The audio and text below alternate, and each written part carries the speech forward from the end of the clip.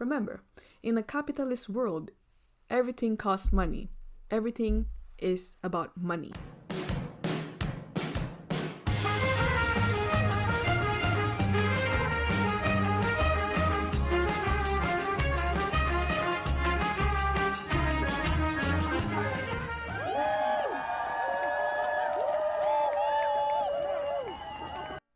Mabuhay, Razami, long time no see, and today I'm going to rant about Canada Goose.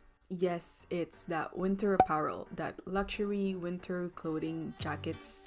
The same company who had a scandal because they put the geeses in one cage or several cages, but they were packed and they were put outside during winter, and we all know that we have a very harsh winter here in Canada. Of course, I'm talking about it, so there's going to be several intersections that you will know.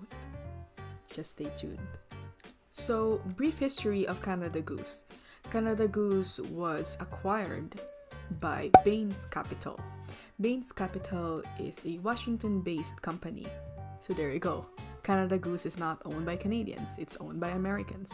The same way as how Tim Hortons is not owned by Canadians but owned by Americans. Bains Capital started a long time ago in the 70s. It was jump-started by Senator Mitt Romney.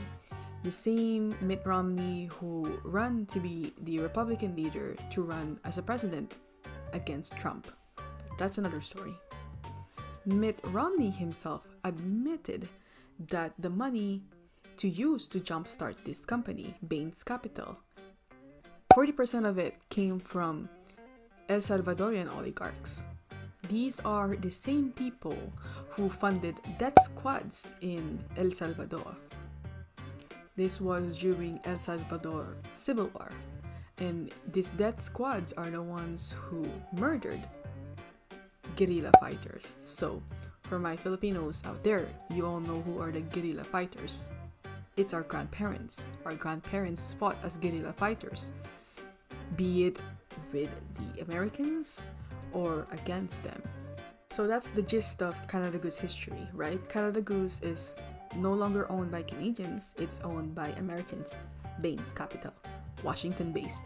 When it was acquired by Bains Capital, they also have broken up the union, because before that, the workers in Canada Goose were unionized. The workers in these Canada Goose factories, especially the female immigrants, are or were subjected to racism and sexism from the management.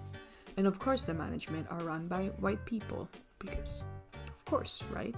And these complaints were actually documented by Manitoba Labor Board. These workers are paid the provincial minimum wage of $11.90, and on top of that is the piece rate quota. So basically, it's like a commission. You are paid $11.90 base pay per hour, and then you get paid extra depending on how many clothings you sewed. That sounds fair, right? Like you're paid base pay and then you get commission from how many works that you've done. The thing is, the International Labor Office reported that this type of system of payment is actually not good for the workers. The management can cheat and modify manually as to how many clothings you have finished, and so you're not compensated properly. Canada Goose is a luxury brand company. We all know how expensive it is, and they pay their workers minimum wage. Their workers themselves, even with 50% off to purchase these products, they cannot afford it because they don't even earn $500 for the week. So if they were to avail stuffs that they're sewing, they can't even do it. It would need to have at least 2 weeks worth of their pay with 50% of discount. That's how much badly they are paid. When the first wave of COVID hit us, of course there were PPE shortages. We've heard about the story. Canada Goose was contracted to manufacture PPE to provide for our healthcare workers. However, Canada Goose workers themselves were only given 2 masks per month, not per day, per month, When they asked for more PPE, they were told to buy it themselves. So provide it yourself. Anyway, all in all, even before COVID, they were already experiencing racism and sexism, but it has exacerbated during COVID. There were not hand sanitizers available, and when they asked for more, they were told to just go to the washroom and wash it themselves. But don't be late, or else it will get deducted on your hours. There was one time where the fire alarm was on, and of course they went to go exit to the designated fire exit. Only it turns out that the door was locked and they could not use it. Of course they said that now they fixed it and they changed it and you can now access it, but c'est grave. Like, what if there were real fires and the workers could not exit? So those are just like some examples that's been happening during COVID, before COVID, and after COVID. The worker who was leading to organize and unionize the workers, she was terminated. Bruh. They said that she just doesn't align with the company's value. And I want to point out the company values in here because it's very vague. And they have the employers, so in this case, Canada Goose has a lot of power to just fire you. And fuck it, we'll find another person. Another person is willing to work for me. If you do not align with our values, then bye. Just go find yourself another job, right? If you are all aware of this show called Superstore, it's also in Netflix. Like, they went pretty hardcore when they heard about unionizing, right? Because unionizing meant that the workers will have more bargaining chip. You can't do that, or else we're not going to work. And if the company doesn't have any workers, then there's no one who's going to make them money for themselves, because who else work hard, right? It's the workers. It's literally quite the workers who are there making money for you. Okay, so you've all heard about unionization, and in general, like, maybe you know it, maybe you don't, but you've all heard about Amazon warehouse workers who are trying to unionize themselves, and we all heard about how Amazon is union busting. So this is basically it. Basically, if you are a unionized worker, you have much more bargaining chip, and you can demand for your employers to treat you right according to the agreement you have. For example, I am your employer and you are my employee, you are the workers. We agreed that every time that you work over 20 hours, then I'm going to pay you double, right? And if I don't uphold that agreement, then you can complain and you can show in the paper and says, Veronica says that if I work more than 20 hours, then I will be paid double. That's essentially it. And the employers, so Canada Goose and Amazon, they don't want that, because then you would be working over 20 hours and you will be asked to get paid overtime. This is a very, very, very vague example. If you are employed, you have several people that you can go to fight for you. So if you're unionized, they have access to lawyers, to labor lawyers, or you can have access to legal aid. But if you're not unionized, you're on your own. You go call on your own lawyer. You go call on and draft and send letter to the labor commission. But if you're unionized, the union will do it for you. What I'm trying to say here is that with union, you're united with other workers and you can bargain your labor, because that's essentially what you're providing to the company, is the labor. In case of Canada Goose, these workers, their labor is sewing. So you can bargain and be like, we're not going to sew things for you until you give us extra toilet, because we keep on walking 10 minutes just to go to the toilet. And it's taking away a lot of our time, and it's taking away my break time or my lunch time, and I'm not paid for that, and you're not paying me for that one. Remember, in a capitalist world, everything costs money. Everything is about money. You've all have heard about the concept of time is money.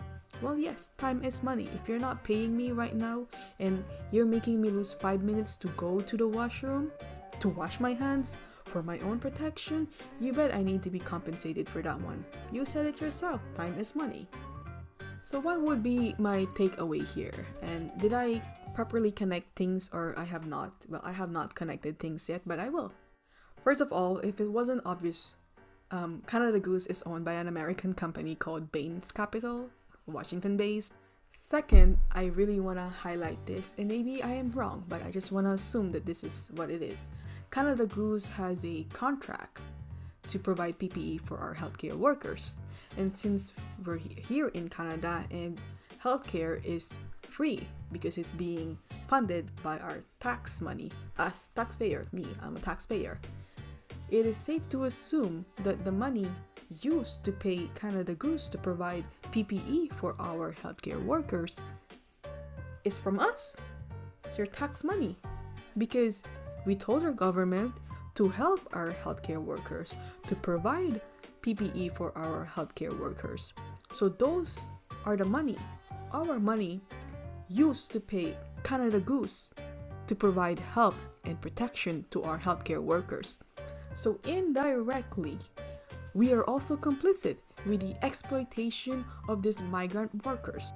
The key word is the migrant workers in here, because in Manitoba is the province where newly arrived immigrants land and settle.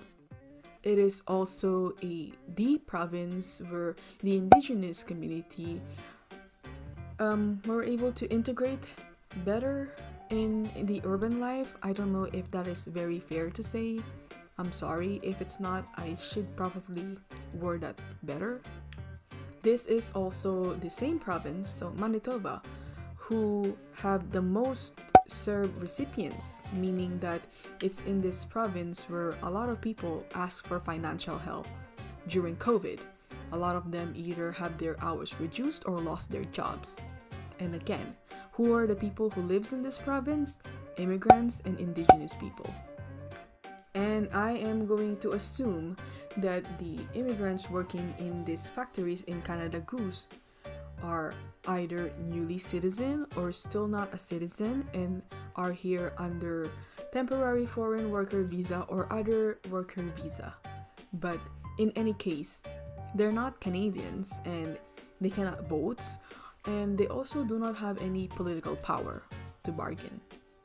So being a whistleblower and complaining about your working condition, that may jeopardize their immigration status here in Canada. And that would mean that if I'm still a temporary foreign worker and I'm still under that visa, then if I complain, I might get fired. And if I get fired, then I cannot ask for a permanent residency card, or I have to wait, because there are certain times you need to wait for. And if I don't have my permanent residency card, then I cannot apply for citizenship. And if I cannot apply for citizenship, then I just have to go back home. But the thing is, my family back home has already sold a lot of things, or already borrowed so much money just to bring me in here, because it's all about survivability. So just to go in here, it takes a lot of money. You owe a lot of people back home. You will owe a lot of people in here because of the bills. There's so much money involved. So of course, the migrants in here will just suck it up, buttercup. This is a very popular mentality in the racialized communities. So what I'm trying to say here is that they don't have any bargaining chip for them to demand better, for them to be treated better by their employers, because again, they risk losing their status and risk everything that they work hard for. If I own Canada Goose, let's say, and I'm a capitalist, I would rather employ these people who cannot even speak for themselves because there's so much things on the table for them. They would not risk complaining about their working conditions. They would not risk being exploited, because again, it's better than nothing. And I can exploit them as legally as possible to pay them the cheapest way. I can do that because the system in place is there. If I'm a business person, this is gold mine for me. I get to pay my workers the least amount legally possible and earn as much profit as I can. This is how it is, right? You find the best way to earn the most money and pay your workers the least possible, so you pocket everything. And again, those who are pocketing those big, huge profits are Americans, because again, Canada Goose is owned by Bain's Capital, American company, not Canadians. So how about that, buy local, huh? I hope that was a little clearer for you and how I put this up there. But how about if you actually don't buy this type of clothing anyway, right? Well, what if you're a basketball fan? Am I going to ruin it for you? Of course I'm going to ruin it for you. I would like to point out that Canada actually has a contract with NBA, National Basketball Association. The contract is that Canada Goose were to provide not only winter apparel but like clothings to their players. So indirectly, NBA is complicit into the exploitation and mistreatment of the workers working in Canada Goose factory here in Canada. Was I able to make a lot of connection with the migration policies and how these policies were there, made by the government, the Canadian government, and how American companies and other companies are taking advantage of this cheap labor that Canada has been putting in here. You know, that's the reason why we need immigrants to fill in these low-skilled jobs, even though they have degrees from their home countries. But that's another rant for another time. If you learn a lot of things, or you learn one or two, or you want me to talk and dig deeper about certain things, about union busting and such, well, show your appreciation and subscribe or like or comment. But also, spoiler alert, I'm only a student and everything I say is only my opinion. Finally, I would like to use this opportunity and say that I stand in with Canada Goose workers and fighting and bring awareness to the mistreatment and exploitation that they're currently experiencing at the moment. Lumalakas, lumalawak, lumalaban. Fucking shit. Okay, I'll stop.